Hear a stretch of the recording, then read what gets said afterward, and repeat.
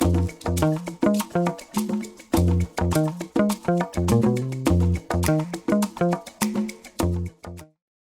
and Miriam, thank you so much for coming on the show. It's great to have you here. Thanks. Well, thanks very much for having us.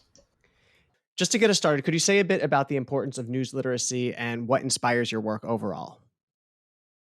Yeah, that's sort of the big question of the work that we do. Mm-hmm.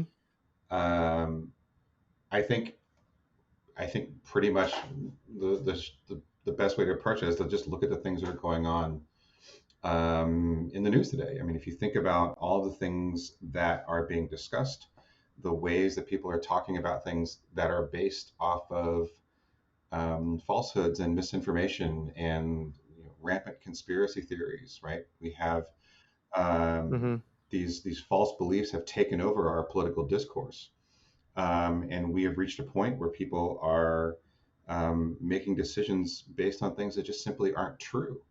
And Mm-hmm. news literacy is the skills and the knowledge to encourage people to be able to verify information for themselves independently, to be able to verify the authenticity and reliability of the sources of that information, and how to prioritize information from reputable, ethical sources, including standards-based news organizations. Yeah, because the more people don't understand something, that's where misinformation and distrust kind of sneaks in, right? So having a clearer understanding of news literacy, what that means, how to recognize information that is, fair, accurate, et cetera, standard-based news organizations. That's the core, right? Because then we can build from there. Mm-hmm. And in particular, when you look at things like we're still debating. It's really not a debate, but we still have people who believe that Joe Biden is not the legitimately, fairly elected president. We Mm-hmm. have conspiracy theories that are rampant in online spaces, claiming that former President Trump will be reinstated to the presidency anytime. We have all these calls for these audits, and people who are not trusting what seems to have been, by all other evidence, by objective evidence, one of the most secure elections we've ever had. But because of the big falsehoods, the constant drumbeat of the stolen election, people are doubting that, and that's really causing this huge distrust in our elections and our elected officials, and it's really doing some major damage. I'm a former social studies teacher myself. I taught for 13 years here in Chicago public schools. And as a history teacher, as a social studies teacher, we are continually talking about how do we know what happened, right? What are the sources that we can go to where we can learn the who, the what, the where, and the when, right? And that's where news literacy can help first, bring a different perspective, is in terms of like understanding journalism, because that's what news journalism does, right? That's what reporters are doing, is telling us what happened, the who, the what, the where, the when. And there's a famous quote, I don't remember where exactly it's from, but right, but journalism is the first draft of history. And Mm-hmm. understanding how to evaluate that can help, in the modern sense, it helps with the history context, but it also helps when we're talking about current events and things that are happening in civics, and understanding how decisions are made. And so news literacy fits very comfortably in a social studies classroom that way, because history Mm-hmm. teachers are continually about you know evaluating sources, researching the details, understanding what happened. Mm-hmm. In an English classroom, that might look a little bit differently. English teachers might be talking about rhetoric and logic, and how do you evaluate an argument, or how do you write one yourself, right? Mm-hmm. An English teacher might be teaching persuasive writing, and so you might want to talk about logical fallacies and cognitive biases, right? And how you can use either emotion to persuade someone, or you can use facts. Mm-hmm. Um, a science classroom might go into some details about the discussions about climate change, right? How can Mhm. we talk about climate science and climate change um, from a science perspective when so much of the debate, the discussion about it is not based on science, but based on, emotional belief and misinformation.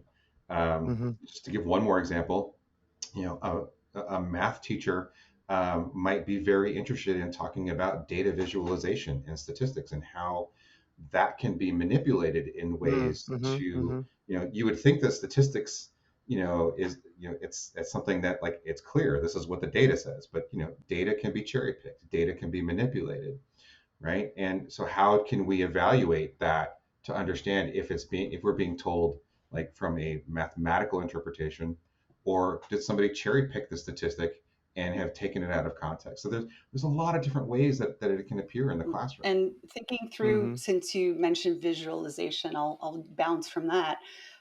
Think of art classes and photography, right? So much of what our students consume it's image based, right? So Mhm. in a photography class, recognizing that visual imagery, if you're sighted anyway, that's a language in itself, right? So how do you learn how to read Mhm. that? How do you learn how to use your observation skills to see if the photo in the meme you're seeing online matches the context of the text, right? Like, or is it Mhm. fabricated? Has the photo been manipulated? And right, so there are news literacy deep dives you can do in just about every subject matter. Mhm. Mhm. Great. Great. So you have a system that you call Checkology. I'm wondering if you could talk a bit about what Checkology is, what the Checkology lessons look like, Mhm. and what students seem to learn from them. So the Checkology Virtual Classroom is our online learning platform. Um, I should just mention here that Checkology, like all of our resources, is completely free. We don't charge educators anything for our any of our resources or professional learning. Hmm. Checkology is a self-contained web-based platform that has lessons, and then it has activities and other sort of enrichment supplemental activities that go to it. So a lesson, so for example, our info zones lesson. So the purpose of info zones is to teach students to recognize the primary purpose of a piece of information, right? If it is it news, is it opinion, is it propaganda, entertainment, advertising, right? And Hmm. or raw Hmm. information. Hmm. So in that video, we have Tracy Potts, who is a journalist from NBC. And so each lesson has a subject matter expert who is in some way a journalism professional. So Tracy we have Tracy in guided video instruction that takes students through the concepts. She introduces them to the concepts, explains some of the key vocabulary. So students are going through the lesson, and interspersed with the video content are different types of assessments. We use a number of formative assessments that sort of reinforce the skills as they're learning them, right? So when Tracy introduces the concept of opinion, for example, we then have some assessments where students have to look at some examples and choose which one is opinion as opposed to something else. Hmm. And so each lesson takes students through um, the concepts for each particular learning objective. Um, Students can do them independently, just on their own, and they are self-paced. Um, Teachers can also introduce some blending with the platform, doing them in small groups or even as a whole class discussion with the lessons. And then the other thing about Checkology is that teachers can look at the content that we have in there and create a custom sort of course of study for their students. They can see what we have on the platform and decide which lessons they want to emphasize. Um, so they don't have to, there isn't any particular sequence, there isn't any particular order. It can be completely customized by the teacher. So for example, they may want to be more journalism focused and talk about info zones and then like a lesson on news judgments. Practicing quality Like journalism. right there, we have a simulation on how to write a story as a journalist. They may want to do more civics, Mhm. and we have a lesson on the Mhm. First Amendment, the five freedoms. Mhm. We have a lesson on the watchdog role of investigative journalism, Hmm. press freedoms around the world, for example. So Mhm. there's a Mhm. number of different ways that it approaches it, and that's so it has a great deal of flexibility for educators to decide what would work best for their particular curriculum needs. Mhm. Mhm. You mentioned earlier something about the importance of students considering their own biases. I'm wondering if you Mhm. could talk a bit about that and if you have any lessons that are geared towards that, which seems like a tough one and something that doesn't necessarily fit in with a particular subject matter, but seem that, a standard content area in Mhm. the classroom, but does seem especially important given that we tend to gravitate to certain types of news sites and have Mhm. certain kinds of feeds on our social media and whatnot. Mhm. Sure. Great that you Um, asked.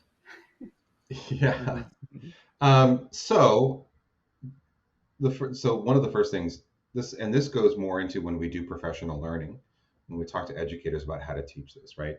The first thing mhm, is understanding that everyone has biases, right? And mhm, biases on their face are generally neutral, right? Um, and it's really important for us to first understand and confront confirmation bias, right? mhm, And so, as you're mentioning, like we gravitate towards certain sources, right? When you look at your social media feeds, so much of what we consume um, is fueled by confirmation bias. When things agree with us, we like that. That feels very mhm, comfortable. And the Um, algorithms, we don't like right? things. Sorry. And then the algorithms give more of the same. hmm yeah, but those algorithms are part of this larger web. Like we follow people that we think we want that agree with us, right? That's we are friends on other like on Facebook and other social media platforms. These are people we have a connection to. So these create these like echo chambers. mhm, Uh, and so we want educators to recognize that it's important to teach that so we're aware of it. So then we can push outside of those filter bubbles, those echo mhm, chambers, and confront our biases. The second part of that is we have to teach bias in a way that tries to get away from perception, right? This is one of the biggest challenges that when we talk about the bias of a news organization, when we talk about a bias of a particular person, so much of it is based on our perception of that source, right? I'll give you the example of like we will generally say that Fox News is conservative and MSNBC is liberal, and mhm, so if we see something from one of those, our confirmation biases will kick in and say, well, I'm not going to listen to that because it is liberal or conservative, right? Because we just presume that everything that those sources put out follows that that particular bias. So we want to confront that and say, let's actually get to a more nuanced, objective way of evaluating bias in the news. One of the first things is we have to differentiate news from opinion. So mhm, much of our discussions about bias is not really about the news, it's about all the commentary. And mhm, talking about bias and commentary is pointless because it's supposed to be biased, right? mhm, Partisan bias, right, is when we see the sort of political viewpoints creep into news coverage, right? And part of it is also when we talk about framing. So framing is what we call is part of the forms. Framing and tone are, and we talk about the language that we use. mhm, Some news mhm, organizations like to use, much more loaded adjectives to describe events and people, hmm, um, and and and and things like that. mhm, Um, mhm, we also see story selection bias, for example, right? When news organizations give greater coverage for one thing or another. One of my favorite examples of that is natural disasters, right? mhm, Whenever there's a hurricane bearing down on the either the Gulf Coast or the Atlantic, news organizations, they send people out, and there's live shots, and there's almost wall to wall coverage of these hurricanes.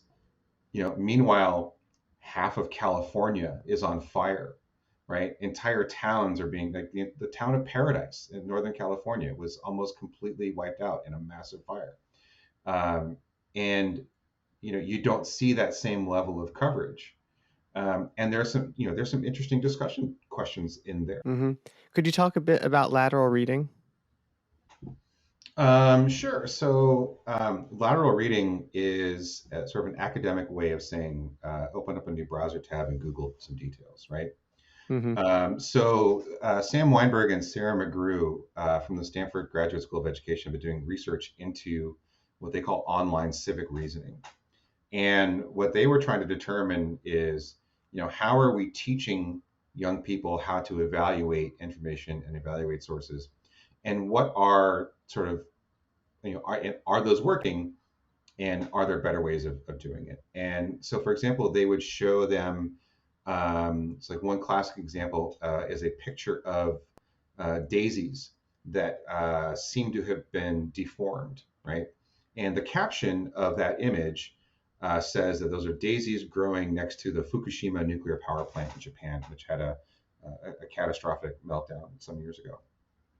And so the question that they put to students was, does this provide strong evidence that these daisies are growing as a result of the radiation from the Fukushima nuclear power plant? Hmm. It doesn't, right? It's just a picture of daisies with a caption. There's no evidence that connects the two. But a majority of students looking at that and said, oh, yeah, that's evidence, Mm-hmm. right? Mm-hmm. And so part of it is like they don't know, they're not questioning what they see, they're accepting Mm-hmm. things at face value. And a lot of the ways that we were teaching students was using checklists, right?